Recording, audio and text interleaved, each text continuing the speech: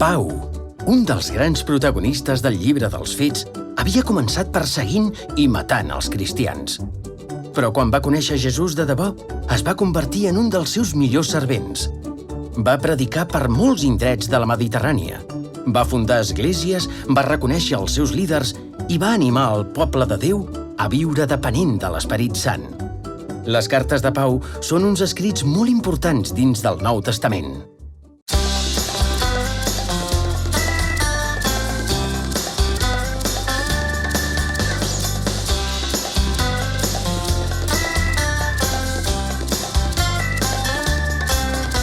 El gran Pau va escriure 13 grans cartes, 9 per 7 esglésies, 4 a 3 companys,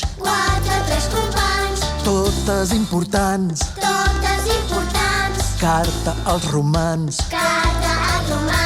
primera als corintis, segona als corintis, Gàlates, Efesis, Filipencs, Colossencs, primer i segon als Tessalonicencs. Va fer 2 cartes per a Timoteu, també una a Titus i una a Filemó. El gran Pau va escriure 13 grans cartes, 9 per 7 esglésies, 4 a 3 companys, totes importants. Carta als romans, primer als corintis, segon als corintis, Gàlates, Efesis, Filipencs, Colossencs, primer i segon als Tessalonicencs.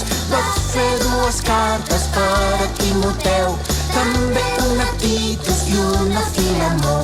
Gàlates, Efesis, Filipencs, Colossencs, primer i segon als Tessalonicencs. va fer 2 cartes per a Timoteu, també una a Titus i una a Filemó.